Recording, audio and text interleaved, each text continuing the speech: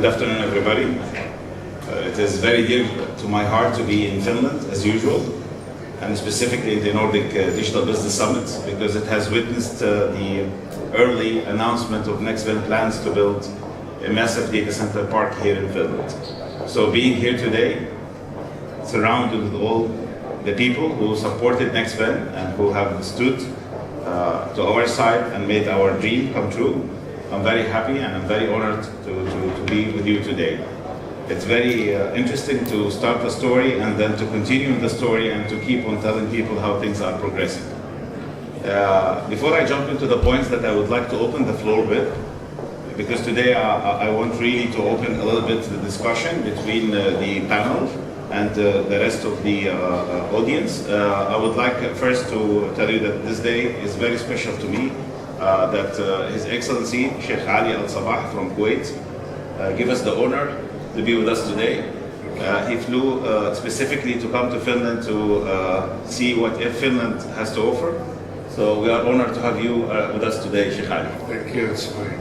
Thank you.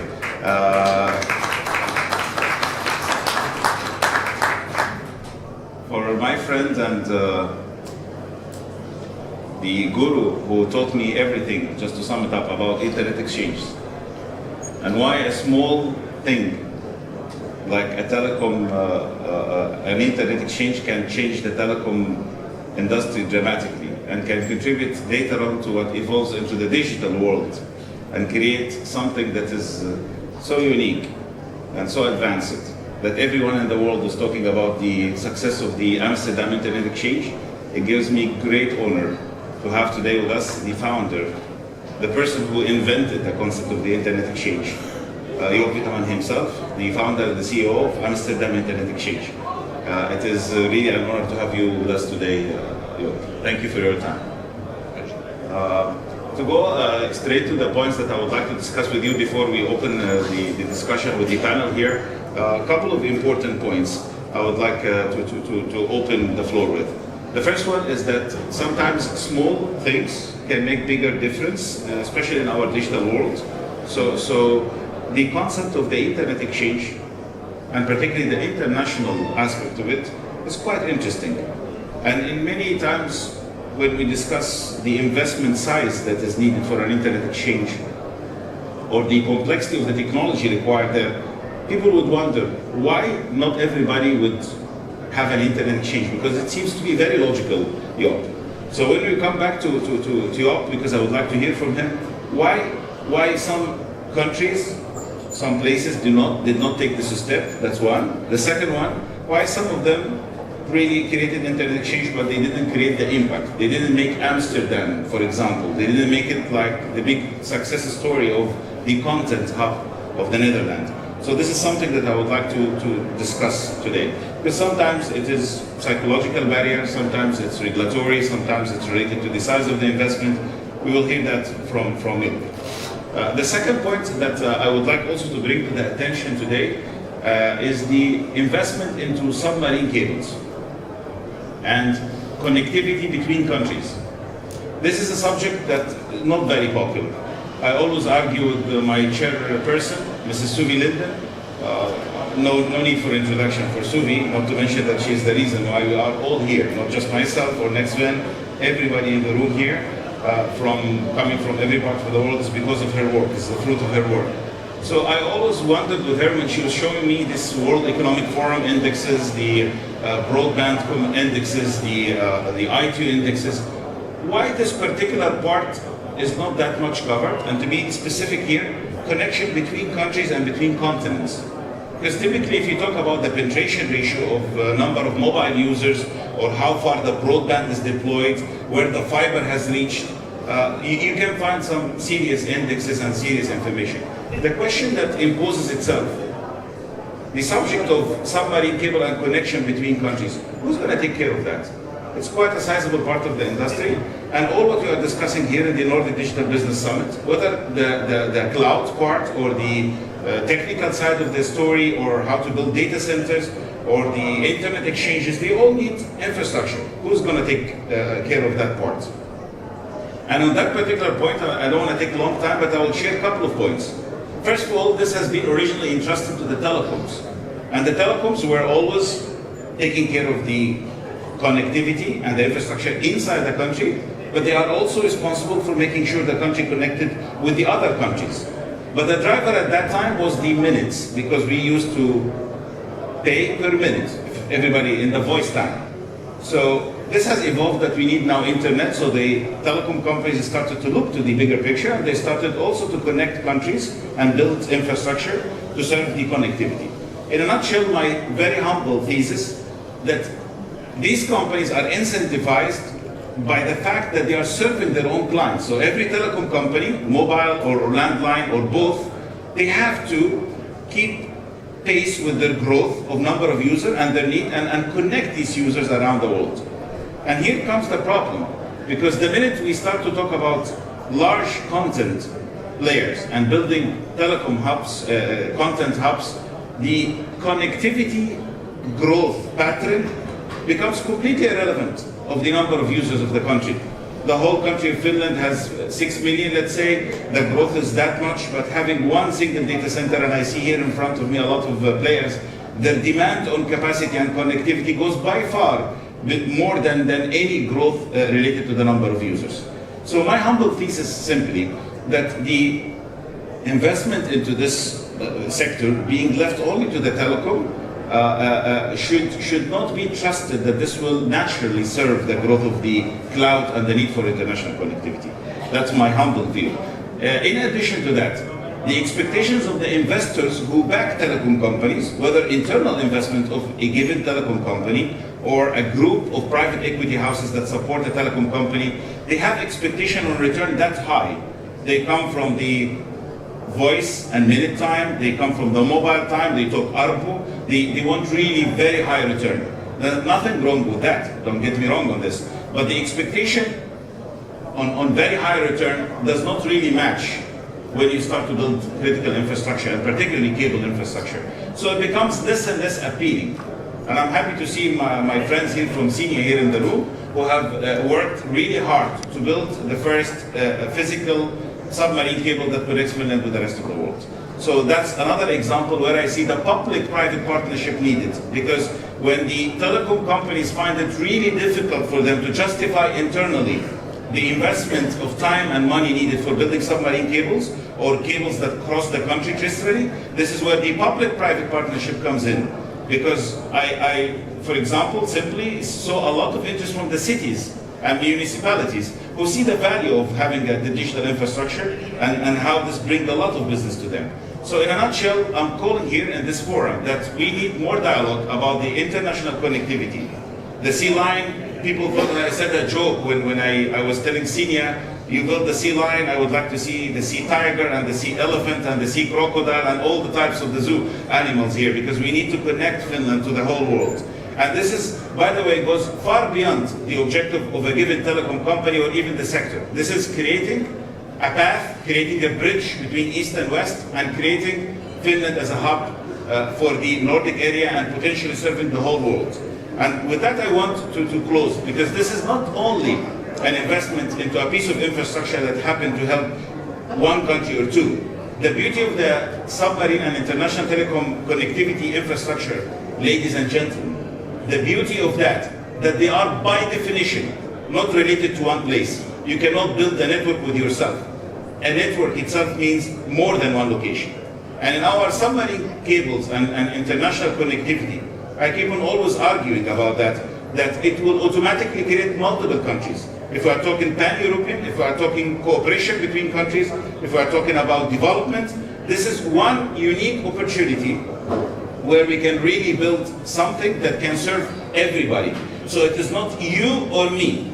And since the name of this summit is the Nordic Digital Business Summit, so this is not just Finland or Sweden or Norway or Scandinavian countries or the Northern or the Nordics. This is this investment in submarine cables and international connectivity goes beyond the narrow-minded views of certain countries. It serves everybody. And by the way, it levels the playing field and it enables more competition. And this is, we know all, that this is the best for everybody. So with that, I would like to conclude, and I would like to move to our distinguished panelists, and we will run the discussion in a very open way. And please, people who knows me here, I like to interact, so feel free at any point of time to just raise your hand and interject. I know that this is very hard for my Finnish friends. I know how disciplined they are and they would like, so please, let's give it a little bit of organic touch here. We have some international flavor. We have Kuwaitis, we have people from Netherlands and everything, so I think it would be good if we can have an interactive interaction. So please, at any point of time, raise your hand. My friend there is be able to bring the mic to you, and then we can interact in a dialogue. I don't want to run it in a monologue way. Okay? Thank you.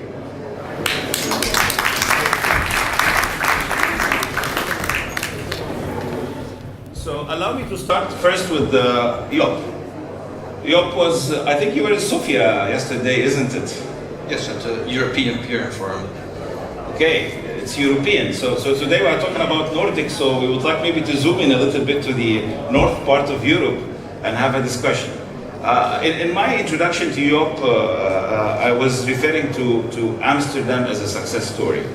And if you look to the reports of Deloitte, the reports of a lot of international players, they always refer to Amsterdam and Netherlands as a true hub of the internet. And one of them gave it a name, they called it the pulsing heart of internet in the world. So can you just share with me here, and this is very important for us, allow me to use us for us Finns here, small country, not naturally endowed in a significant way. How could a small country like Netherlands, and particularly a city like Amsterdam, become such a big story, headline, and become really, the content hub? Why would you, on a very I would say outlook level, on the top level, why do you think that this has happened? How did the limitation of the size, the limitation of the resources, did not really hinder this type of positioning of Amsterdam and the Netherlands?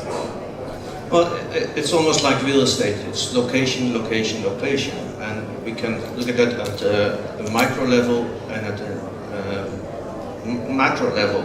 And if you look at the macro level, why has the Netherlands been historically such an interesting place for foreign players to enter the market and to collaborate? That was because the telecom deregulation that had taken place in the early 90s allowed players from outside the Netherlands to come into the Netherlands, sell their services, and they saw it a little bit as a playground to try and sell their internet-related services. And think of the traditional telcos like France Telecom, British Telecom. In their home market, they were very dominant, and abroad they needed to find a place to start selling those services. And the Netherlands was very popular because it was easy, and I was working for France Telecom in those days, and I had an issue selling my internet product in the Netherlands because what I was selling, I sent it to Paris, and from there it was distributed over the world. And if it had to go to another place in Amsterdam, it would probably travel through Paris, New York, London, back to Amsterdam. And everybody realized that was crazy. So we sat together and decided, okay, if a French party wants to exchange traffic with a, say, British company, and it has to travel the world, how can we improve on that? That's the moment where we decided to work together, and that's a very important thing. Internet, just like telephony, means you need connectivity from one place to another, and the shortest path is always the best in terms of price, in terms of everything. Yeah, but let me first stop you before we talk about this example. By the way, whoever is not into the IP world, this example that you say looks like not real. How really the traffic, when you are in the Netherlands, you have to push it back, for example, to France or to UK to be able to push it back to the same country. We'll get back into this thing. You'll find that it's all over the world. It's still happening this way. Really? Traffic from the Middle East goes to New York and back. It's tromboning because if one party does not want to peer, to connect locally to another party, it has to go somewhere else to be interconnected. It's not like magic, it's not in the air. A lot of people believe that the internet's just in the air because your iPhone works, but there's true infrastructure here. We'll come to that point, but please listen to this, what I'm going to say. I am here in Helsinki, for example. I want to buy something from a supermarket, so I take the taxi to the airport, and then from the airport I take a flight to London, and then from London I take another flight to Helsinki Airport, or let's say just make it easier into Tampere Airport, and from there I take a taxi and then I go buy what I want from the supermarket and I fly it back. Well, so illogically up. So we'll have to come, as much as we say, very naturally, and I know, unfortunately, that this is the fact. You are from Egypt. How do you get here? Are there direct flights? I was in Sofia. I had no direct flight to get here. I had to make a detour through one of the hubs that allows me... Excuse me? Through what? A hub. That's it, gentlemen and ladies and gentlemen. Make a step over from one airliner to another, or from one route to another, and that hub in the middle, and that's what an internet exchange is all about, that matters. And if, Helsinki would have been a bigger airline hub, I would not have had to transfer. Very good point. But then, because I want to refer to Kuwait in that as well, and come to you, Sheikh Ali, shortly, but let me tell you something. Wouldn't it be nice if I am in a given market and I have 100% of the market? Because you said that Amsterdam and Netherlands open for the competition. It allowed everybody to come and play on the play field. Yeah. It sounds... Stop there. Yeah, please. That's a huge mistake. Yeah. Please explain why this is a mistake, because it looks like nice. If I have the airport... Suppose you have a square with one single bar. Sorry? A square with one single bar. Every night full with people, 50 people joining that bar every night. The next bar opens. What do you think?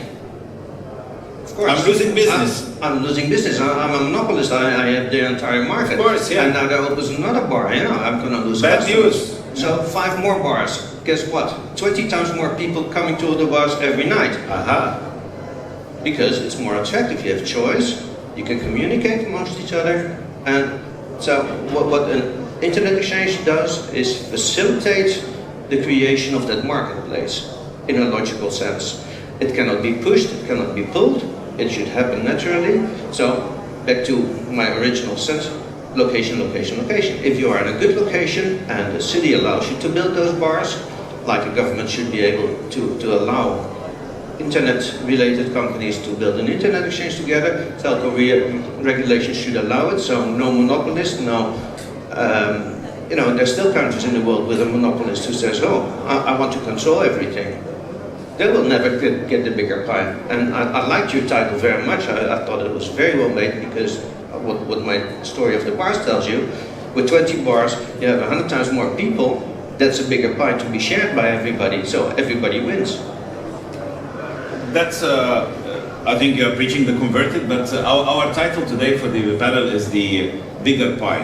And that's the core of the logic that I have been advocating since the first day when Mrs. Linden brought me to this country. The pie can get bigger, massively bigger. And everybody can have not just a slice, a serious big slice. There is some barriers here, we have to overcome that together.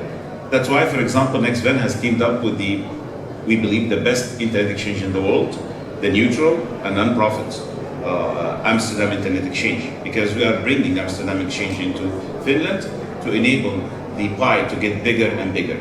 The question to you here that goes to your square and having multiple restaurants around the square and having a vibrant place. Some people, especially, allow me to say, we in Finland, we are humble people. We don't like to talk big. We hate exaggerations. Actually, we tend always to downsize things rather than make it bigger. So sometimes being very busy with our perfectionist mind, because we like things to be perfect and there is no perfection, so we are always in pursuit of perfection. That's what sums up basically Finns. So sometimes we look to our square, our marketplace as a small one. So do you think, we think like 1 or 2 bars are good enough here, So could that really be challenged in a way? Can this really get bigger? Can it get really the 200, 300 person per night? Or we are distant we are small in number and everything, which I disagree, but anyway, so this is at least a sense, so there is a limitation, we cannot grow. How do you see that? That's an emotional approach, and data don't show emotion, they don't have emotion. It's not like there's too crowded in one place. So your lines may be congested, but in general, there's no limit to the growth and to build a marketplace. And as everybody benefits, both the local people and the people who come from other locations to use this place as a hub to get elsewhere, they only like the fact that it's bigger. So, you cannot be ambitious enough to try to create that. Wow. But you know, it's for me it's difficult to say. I'm the CEO of a non-profit company based in the Netherlands, and so my motivation is not to get more money or whatever. My motivation is to get more value, and the value derives from the fact that more people, more parties connect to this single place. In Amsterdam, we have over 800 parties connected from all over the world, and we have the big. How many, please? Don't say that quickly. I want to hear the number. How many? Today, I believe 803 or 804, but it's growing every day. We grow still on a 30% per year basis in volume of traffic, and that keeps going because we facilitate. We don't want this to. Well, I want this to be big, but not because I gain from it myself personally or the company, but it's a non-profit and it's members owned, and the members derive the value from getting there. With a single line to Amsterdam, you get over 800 parties, and the next one gets 803, and the next one after gets 804 parties that you can do business with on a single line in a single place. So growth is very important, and you need to be ambitious to grow that. And what I ask from my government is not to help me push that, even though they realize that the digital infrastructure is now the third main port in the Netherlands after Schiphol and the harbor of Rotterdam. But I don't need support in the sense of money, but I need support in the sense of allow me to grow, make sure that the data center market in Amsterdam has room to grow, because you know, internet exchanges need data centers. We are in 12 different data centers, and that's what I refer to location is also on micro level. They all need to be carrier neutral. There needs to be choice for the customer to go to any data center he wants, for whatever reason he chooses. Can be price, can be location, can be I already have a global contract, whatever. And they go to Amsterdam. And so whether you call it Amsterdam or the Netherlands or global, it is important on a local scale to be carrier neutral. So the neutrality is always the very heart of whatever internet exchange, and if you're not neutral, it's bound to fail. Well, neutrality and rule of law and having clear and clean rules of playing, I think Finland can play well in that area. I think Finland, one of the core values of the country is that people here are very law-abiding by nature. And the idea of having clear rules, I think they will be implemented well. We'll get back to that. But I would like to ask also my distinguished guest, His Excellency Sheikh Ali Al-Sabah from Kuwait. Kuwait also known as a very rich, oil-rich country, and known also for interest in a lot of areas related to the technology and investing there. But the size of Kuwait, Sheikh Ali, if you compare it to the neighboring countries, you are surrounded with Saudi Arabia, you are surrounded with Iraq, you are surrounded with Iran, you are surrounded with really big and massive countries. There is a secret behind Kuwait. Why Kuwait is investing always outside, and is this something related to history? What would make the Kuwaitis so eager and so open to go and invest abroad and go around? Is there something in the culture, Sheikh Ali, that makes it, Kuwait really, and Kuwaiti people willing to invest into different and new technologies and new things?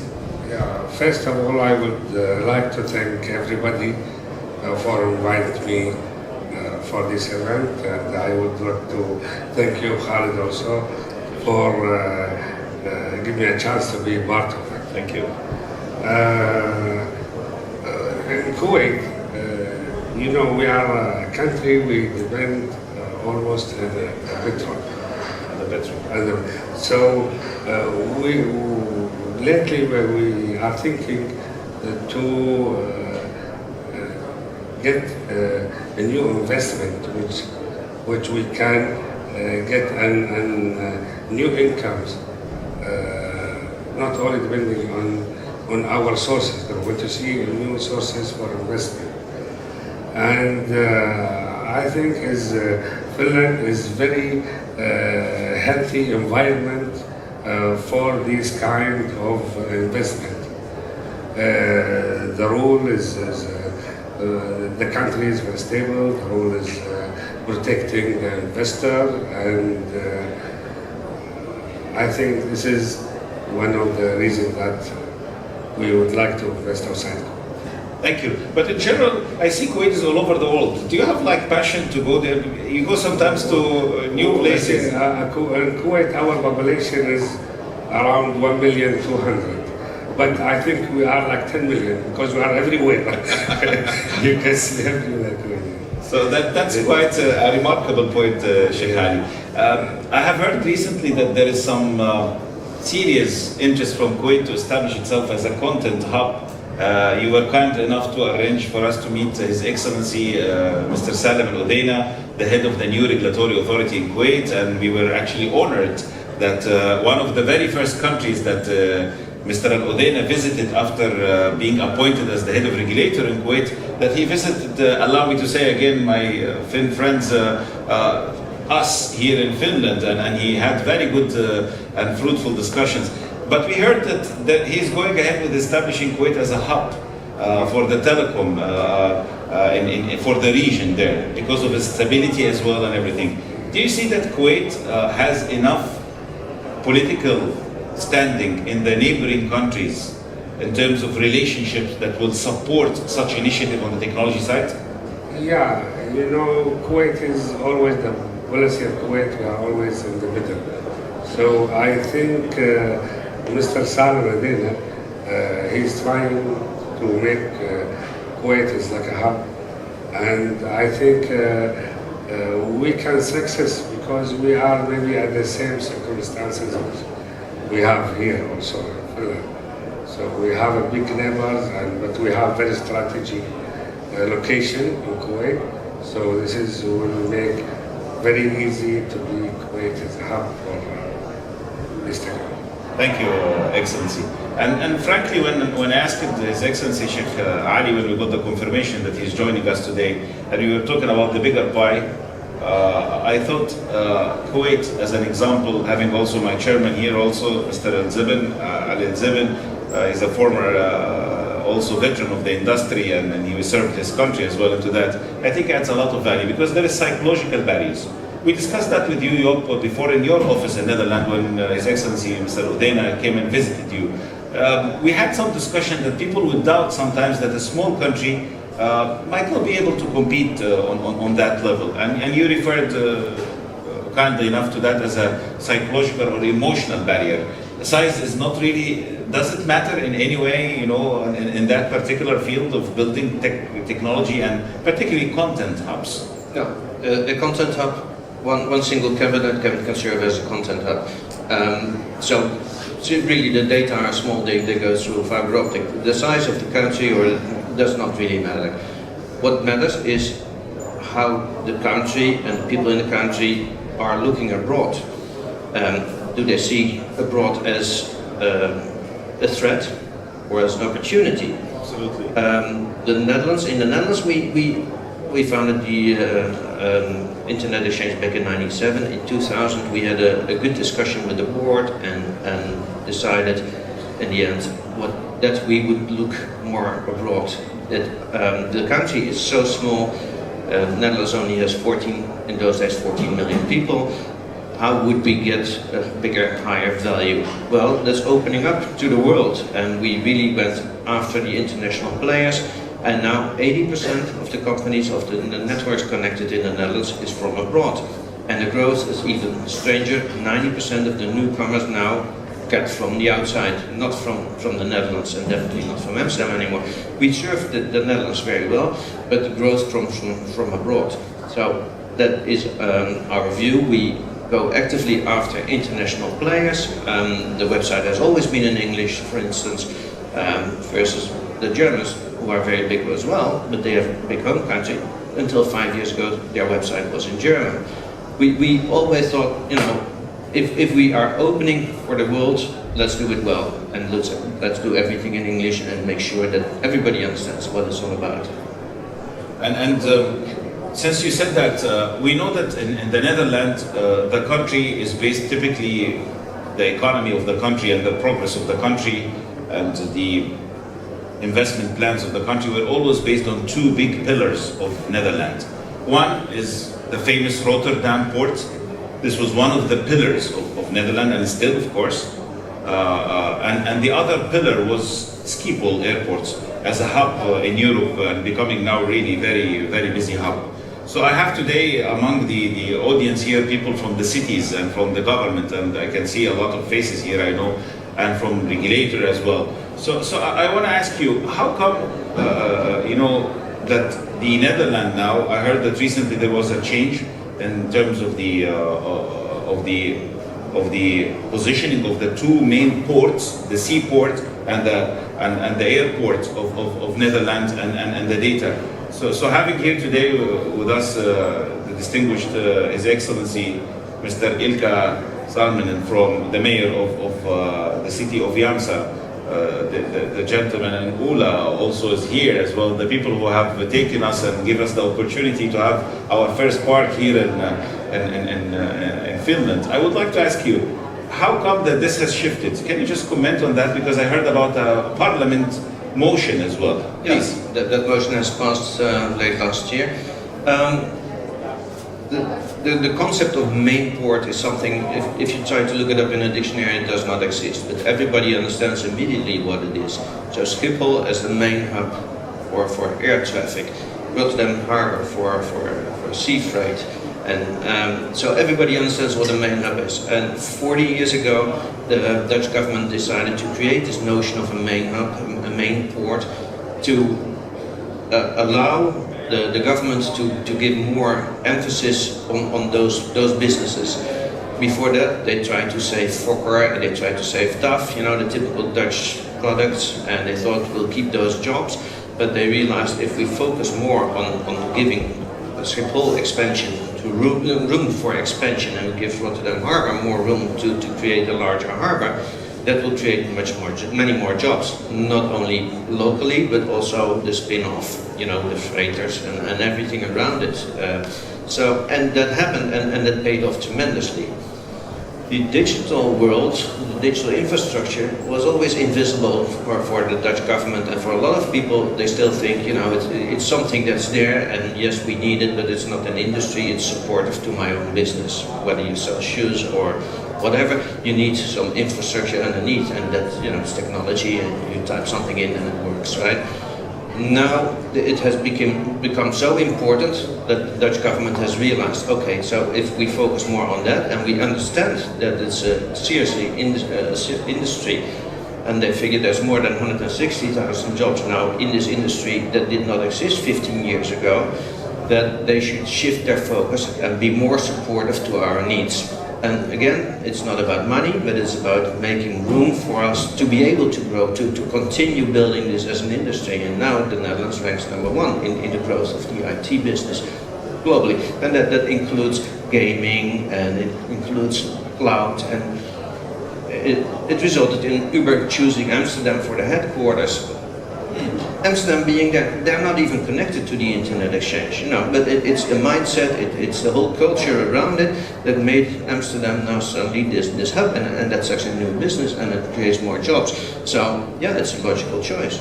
That's a very good point. We are running out of time. I would like to give some time to the floor to interact, but just to sum up, if Netherlands ladies and gentlemen have decided to appoint the digital infrastructure as the third gateway, as the third development, as the third pillar of development for the whole country, and as an important thing for the future. So this, I quote you for that, Job, and I here go back again to my mentor and my dear friend Suvi Linden, in her capacity as an ambassador who promotes broadband around the world and promotes Finland as a good country. And here I would resort to you, Your Excellency, Sheikh Ali, that we need people on your level to start to open this dialogue. And the same way we had a listening ear from the city of Yamsa, from the mayor and from the managing director of the development company there. I think I call you in this forum to do more activity, to pass to the decision makers, to the legislators, to the parliament, tell them what digital infrastructure can bring to them. They are, for good reasons, busy with roads, with hospitals, with the power station, with water, and all the social insurance. These are very important things. Don't get me wrong, but I think we are falling a little bit short on the digital infrastructure. And what a non-profit entity like Ams-IX has managed to achieve in Netherlands and create or be part, as Job always knocked me and says we were part of, I would disagree with them and say you were one of the main reasons, if not the main reason, of creating this ecosystem in Netherlands. It is your call, Suvi. It's your call, Sheikh Ali. It's your call, Mr. Mayor, to go and talk to the cities about the importance of this digital infrastructure. People are now, if you ask any city, what's your urban development plans? They are always clear where they need roads, where they need hospitals, where they need police stations, where they need to put hospitals or schools. But when it comes to digital infrastructure, it is really, we are falling behind. Allow me to say that in a very humble way. And seeing people here in the room, I think you have enough brains in Finland. I don't want to mention name and upset anybody, but I think they get me. You have moral responsibility, really, to communicate and dissipate this knowledge that you have accumulated into building critical infrastructure and building proper digital infrastructure, to go to your cities, knock their doors and tell them they have to put that into their plans. They need fiber. They need to make sure that there is a lot of fiber. They need to make sure that there is enough electricity. They need to make sure that they are also on the educational side, they are taking care of that. This is your responsibility. But again, I would resort to you to convey that to the world, because the whole world is suffering from the lack of awareness of the importance of the digital infrastructure. Unfortunately, we are talking to each other, guys, and we need to talk more outside, to the decision makers, to the cities. Frankly, the biggest power is, let's go to the cities. They know what's better and what's good for their citizens. So I think they are the best starting point, rather than we need to talk to governments and parliaments as well.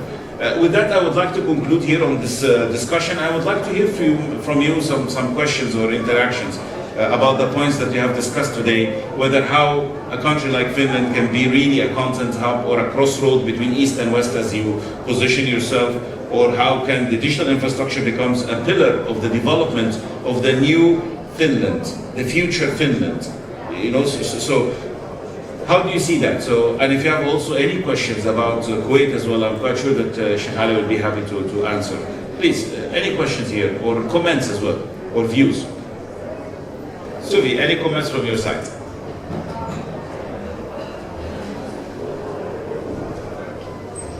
Okay, you were talking about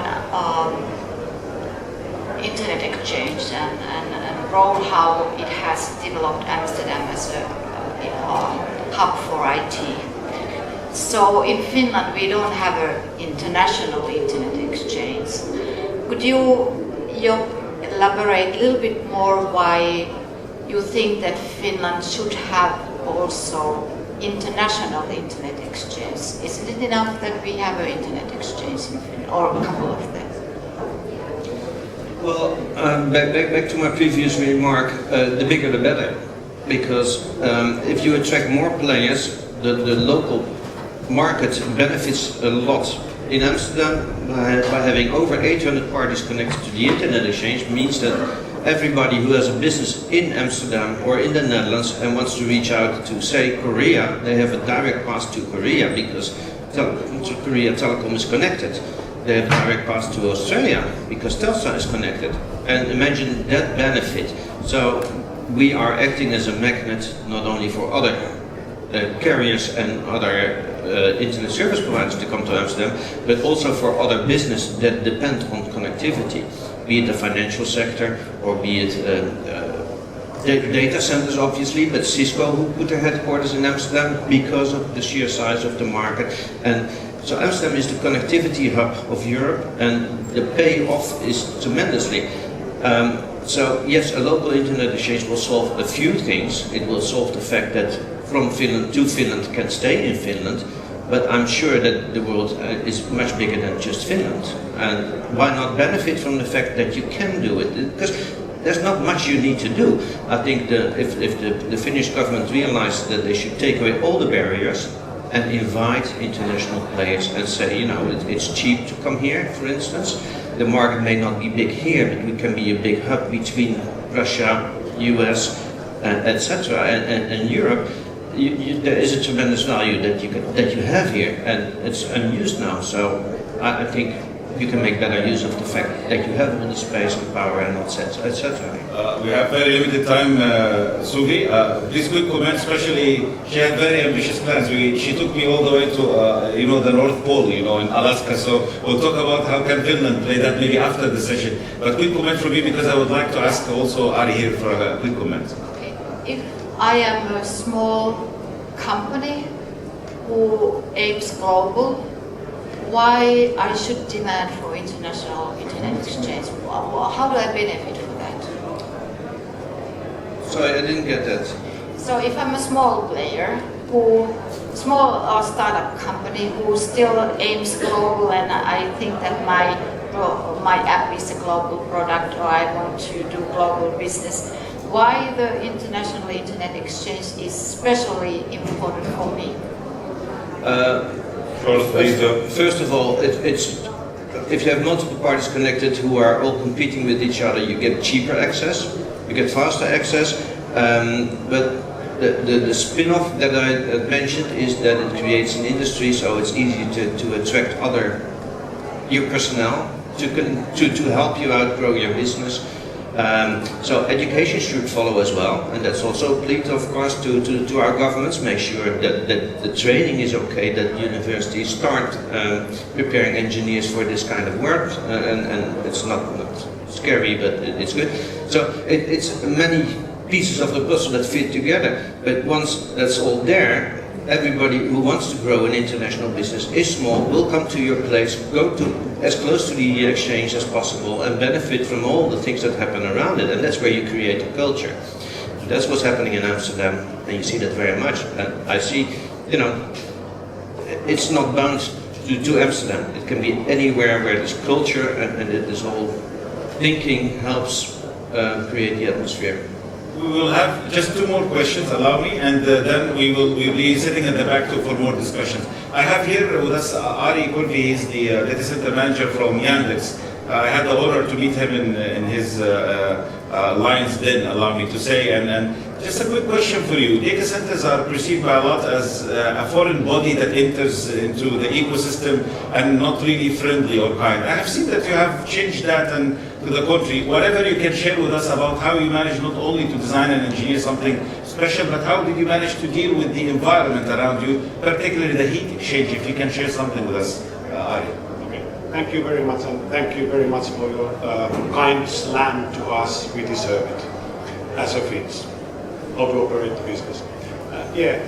It's more or less of individual people talking to each other, trying to build an ecosystem, how to build and try to find proper common operating environment.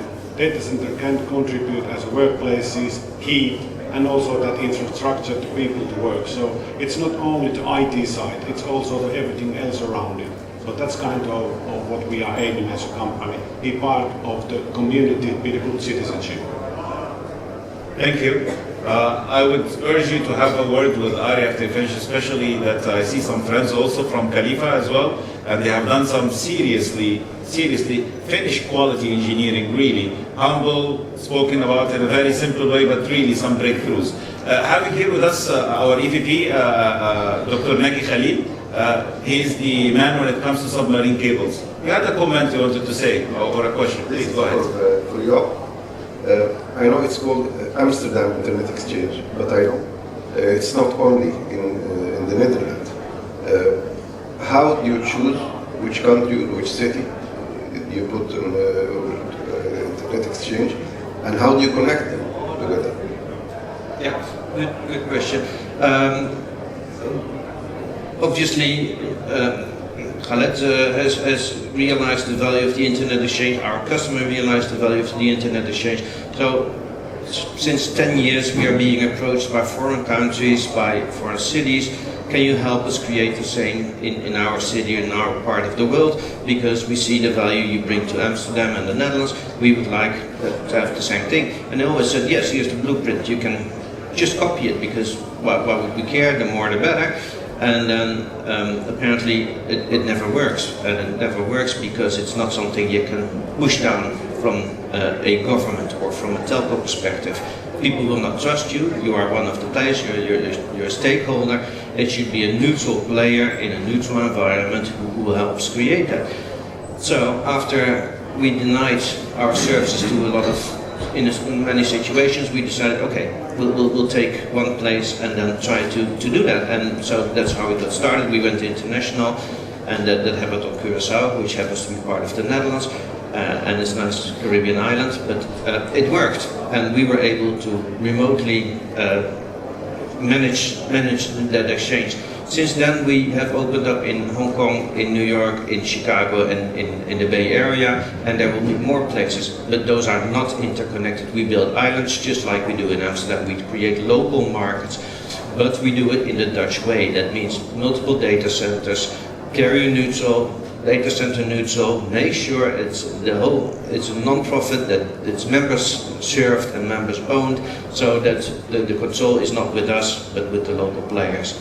We'll have to close here. Yeah. Allow me to close Job. I would urge you, everybody here, please, if you to close. Job is here. Sheikh Ali is as well here. I would like you also to go to Mr. Ilka and Ms. Ula to ask them why they think their small city of Yamsa can be big and really can serve the whole world. We have with us also the rest of the team of NxtVn. Please go ahead and hammer them with questions. They are ready to answer your questions. To conclude, thank you, and we believe as NxtVn that Finland can be as big as we want it to be, not as we think maybe that is limited to number of people or number of kilometers, square kilometers. We believe that the internet exchange, the international aspect, so we to stress that point, not the one that change the traffic locally only, which we respect a lot, and we'll see how we're going to work with them as well, the Finland internet exchange, but the international aspect. We would like to see more dialogue happening between the cities and the parliament and the government. We would like to see more submarine cables coming to the country, and we will work to make that happen. NxtVn is quite active. We are happy to answer more questions in this regard. We are working on a satellite park also in the city of Yamsa, and we are looking to expand now to other cities in Finland. With that, I would conclude, and I would like to thank you all, and I would like you just to join me quickly to give thank you to Job, thank you Sheikh Ali for giving us the honor to be with us. Let's give them a hand.